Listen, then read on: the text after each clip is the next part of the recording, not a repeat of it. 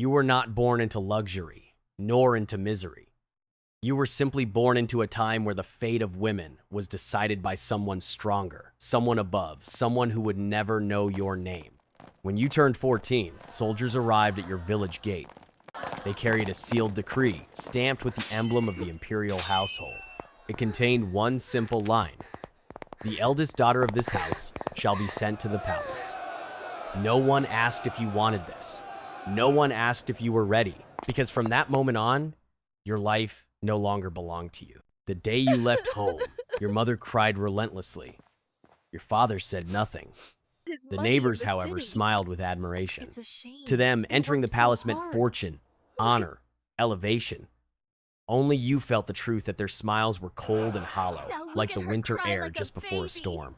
The palanquin carried you away from the fields you used to run in, the dusty paths you knew so well, until towering palace walls rose before you. The dragon crest glimmered on the gates, proud and merciless. As you stepped inside, attendants called you by a new title: Palace Novice. Your name, your childhood, your identity were left outside those gates. The inner palace was nothing like the ballads sung by storytellers. It was a labyrinth of rules, suspicion, whispered alliances, and shadows that shifted even when no one was there. Each residence housed a different group of concubines. Each courtyard hid grudges buried beneath polite smiles. Each dim corridor held stories of women who never learned how to walk properly in this place and paid the price for it. You were taught how to speak softly, how to bow flawlessly, how to control every expression on your face. You learned to never cry because tears were a luxury and weakness was fatal. Every night, as lanterns flickered, you heard muffled sobs from nearby chambers, girls who, like you, traded their freedom for a gilded cage. Then came the night that would change your life. A golden hairpin was placed at your door, the summons no one in the palace could mistake. Your hands trembled as you picked it up. Tonight, you would be presented. The attendants dressed you in silks heavy enough to weigh down your breath, painted your face into something almost unrecognizable, and guided you through a path lit by lanterns that cast long, trembling shadows behind you. You barely remember what was said or done. You only remember stepping out at dawn changed forever. No longer a novice, no longer invisible. You were now officially a concubine. But being chosen did not mean being safe. Your days became a routine of perfection: hair, posture, speech, etiquette, appearance. You had to read a person's intentions from the way they inhaled, from the angle of their gaze. Every smile held a blade behind it. I warned you about Every the favor came with a debt. Friendships were illusions, fragile and dangerous. The women who laughed with you at midday might slide a poisoned needle beneath your pillow at night, not out of hatred, but out of fear. Fear that you might someday outrank them. Then came the day another girl arrived. Younger, more delicate, more radiant. In her eyes, you saw a reflection of yourself years ago, hopeful, naive, unaware of the machinery she was about to be pulled into. You watched her from behind a silk curtain as she greeted the attendants, and in that moment, you understood something painfully simple. You were being replaced. In the palace, beauty was a currency, one that depreciated faster than any other. Today, you were chosen. Tomorrow, you could be discarded. Why do you want to Or break up with worse, me? erased without a sound. You learned then that survival meant more than charm.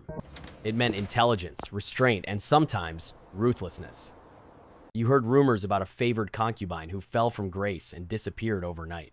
Some said she was exiled. Others whispered she was carried out through the eastern gate, the one reserved for those who would never return. Finally agreed to No the one proposal, dared ask. but we In the must keep it palace, secret for now. the more you Wonderful knew, news. the What about sooner you her? died. Years passed, each one carving a line into your heart. Every wrinkle around your eyes was a sign that you had endured more nights of fear than you cared to count. One evening, you sat before an old bronze mirror. The candle's flame wavered, casting ripples of light across your reflection. You barely recognized the woman staring back, composed, colder, but unbroken. A survivor in a world designed to consume women like you? You wondered quietly, what would my life have been if I had never entered these gates?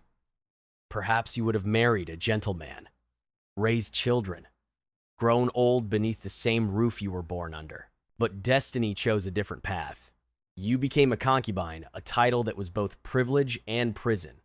A life defined not by your own desires, but by the whims of power. Yet even in this harsh world, you learned how to hold on to fragments of yourself. How to breathe in a place where breath was tightly controlled. How to feel in a place where emotions were weapons. How to live even when every day felt like walking along a thin line stretched between admiration and oblivion. And now, as the candle burns low, you finally understand the truth, whispered by generations of women before you. In the palace, no one truly thrives.